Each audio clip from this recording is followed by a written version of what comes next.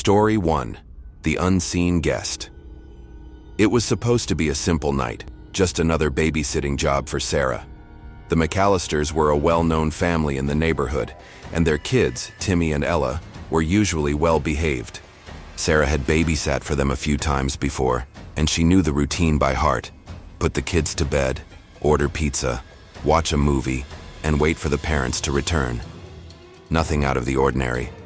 But this night felt different. The house had a strange stillness to it.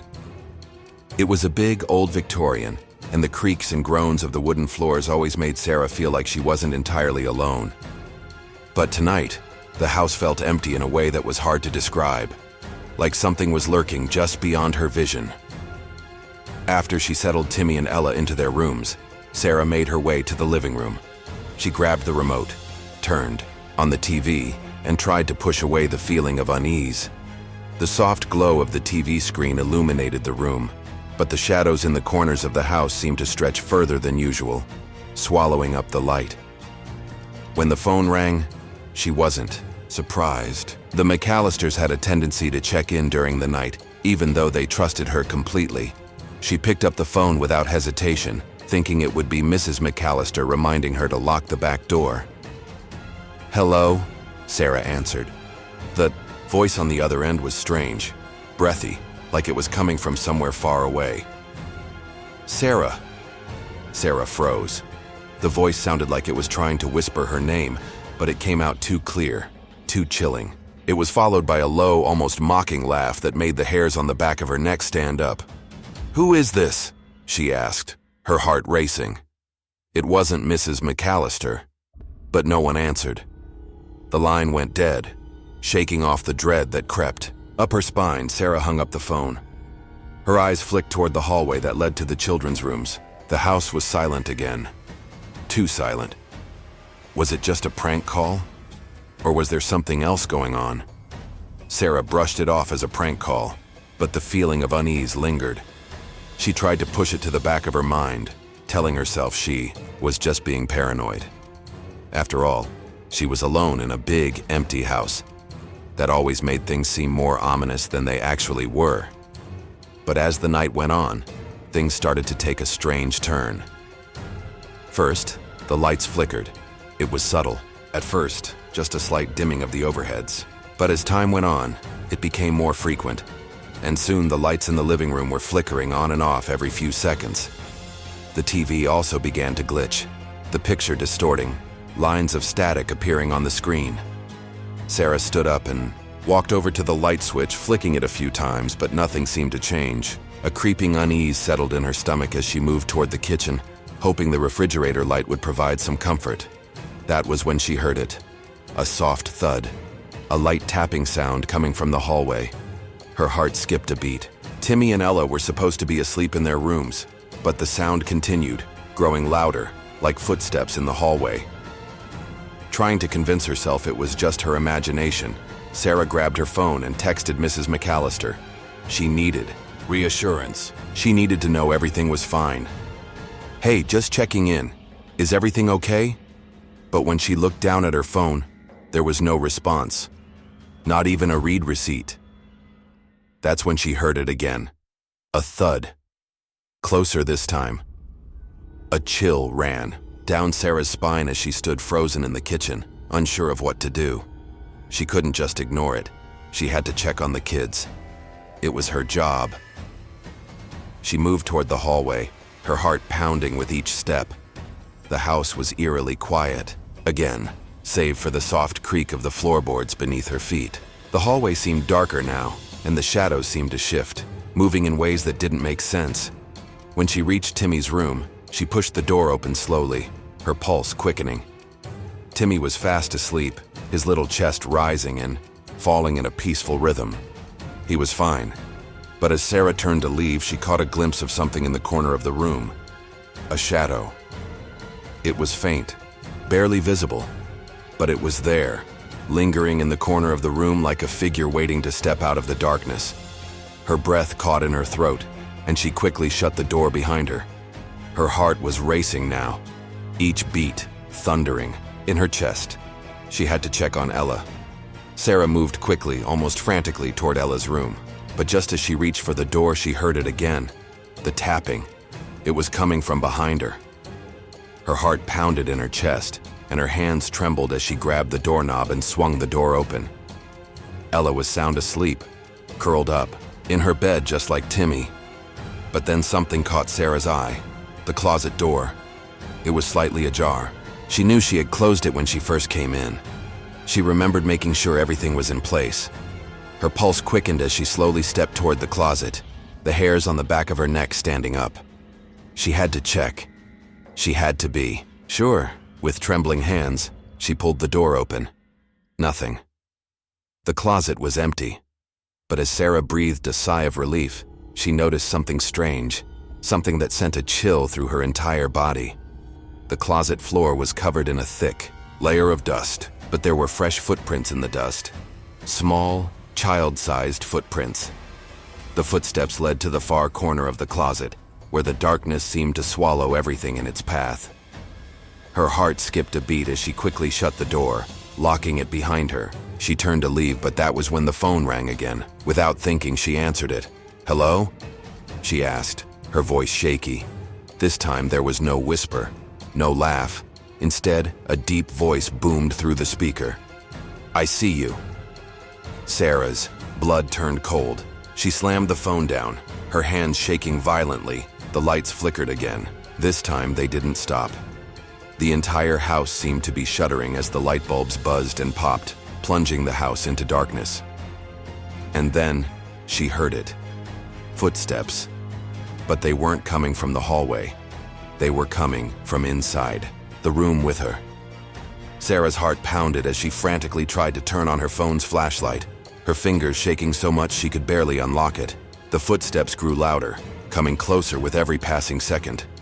She could feel her breath becoming shallow, her pulse racing as she backed toward the door. Suddenly, the phone screen lit up, and she quickly turned on the flashlight, pointing it toward the source of the sound. Nothing. The room was empty. Just the silence of her own breath and the pounding of her heart. But then the shadows seemed to move again, and she realized the truth. The figure wasn't in the room with her. It was right behind her. The air grew cold as she spun around, the flashlight flickering wildly in her hand. She saw a figure, a dark silhouette, standing in the doorway of the kids' room staring at her. She froze, unable to move, her legs trembling beneath her. The figure was tall, thin, and its eyes gleamed with an unnatural, eerie glow. It took a step toward her. And then, it spoke. "Sarah." The voice was low, guttural, and full of malice. It was a voice that didn't belong in the room, a voice that shouldn't exist. Before she could react, the figure lunged at her, grabbing her by the arm and pulling her into the room with a force that took her breath away. Sarah screamed, her voice filling the air, but it was as if no one could hear her. She struggled, trying to break free, but the figure was too strong. It dragged her toward the door, and as they passed through the living room, she caught a glimpse of the phone. It was still on the floor. The screen cracked. A final phone call. One that would never be answered. The next morning, the McAllisters returned to find the house eerily silent. Sarah was nowhere to be found. The kids were still asleep in their rooms, undisturbed. But there was one thing that was clear. Sarah wasn't coming back. Would you ever return to a house where the shadows move on their own? Where the phone calls come from someone or something unknown? Would you risk everything to escape, or would you wait until it was too late? Let us know your thoughts in the comments below, and make sure to subscribe for more true horror stories that will keep you up at night. Story 2. The Midnight Visitor. Madeline was a college student who babysat to make some extra money. It wasn't glamorous work, but it paid the bills. That night, she had been hired by the Richards family to look after their 2 kids, Lucas and Lily. The Richards lived in an old farmhouse on the outskirts of town, nestled deep in the woods. It was the kind of place that looked straight out of a horror movie. Isolated, quiet, and slightly run down. But it was a good job, and the kids were sweet, so Madeline didn't think twice about taking it. She arrived just as the sun was setting, casting an orange glow over the tall trees surrounding the house. The parents, Tom and Claire Richards, gave Madeline the usual instructions. Put the kids to bed by 9 p.m., make sure the doors were locked, and don't open the front door for anyone. After the parents left, Madeline settled into the living room, settling in for an evening of peace and quiet. She turned on the TV, but her attention was divided as she could hear the kids playing upstairs. Her mind wandered back to the strange little things she had noticed about the house when she first arrived. Like the way the windows looked like they hadn't been cleaned in years, and how the staircases creaked in the most unnerving way. The house was cold, and the wind outside howled through the trees. It wasn't long before she realized that the house seemed almost too quiet for its size, as though it was holding its breath. The kids were upstairs, she was alone downstairs, and the house creaked and groaned with each gust of wind. But then, she heard something strange, a faint knock on the front door. Madeline froze. The knock was soft, almost tentative, but it was definitely a knock. She glanced at the clock. It was 10:30 p.m. The parents had left almost an hour and a half ago, and no one else was supposed to be coming by. She hesitated for a moment, unsure if she should go to the door, but the knock came again, louder this time, followed by a voice, a man's voice. It was muffled, but she could make out the words, "Hey, it's me. I forgot my wallet." Madeline's heart skipped a beat. She wasn't expecting anyone, and the voice sounded odd, too familiar and yet distant. Her mind raced. The voice wasn't one she recognized, and it certainly didn't belong to anyone she knew. It was too late for anyone to be stopping by, and the Richards had made it clear that no one should come to the house unannounced. She got up cautiously and walked toward the door, peeking through the peephole, but there was no one there. Confused and a little unsettled, Madeline backed away from the door. Maybe it was just someone who had the wrong house. After all, it wasn't uncommon for people in rural areas to get lost at night, especially when the houses looked so similar. She turned back toward the living room, trying to shake off the unease creeping up her spine. But just as she sat back down on the couch, she heard the knock again, and this time, it was followed by a faint scraping sound, like someone was dragging something heavy across the porch. Her pulse quickened and she instinctively grabbed her phone. She texted Tom Richards quickly. "Hey, just making sure everything's all right. Someone knocked on the door. Is it one of your neighbors?" The text went through, but she didn't get an immediate reply. She checked the front door again, and this time, she saw something that made her blood run cold.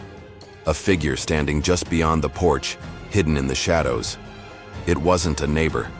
It wasn't anyone she recognized. The figure was tall, hunched, slightly, with a hood pulled low over its face. The eerie feeling that had been lingering all evening now settled heavily in her stomach. She backed away from the door and quickly locked it, then checked the other windows. No one. Her mind raced as she tried to make sense of what was happening. Who was that? Why didn't they leave? The scraping sound continued, now coming from the back of the house.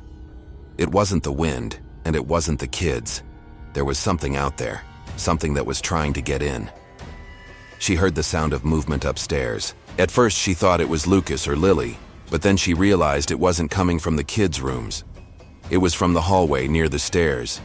She could hear heavy breathing, slow and deliberate, as though someone was standing at the top of the stairs, just out of sight. Madeline grabbed her phone again and texted Claire Richards. "Someone's outside the house. Are you sure everything's okay?" Her phone buzzed with a response almost immediately. It wasn't Claire. The message was short, unsettling. "Get the kids and lock the door. Don't answer it."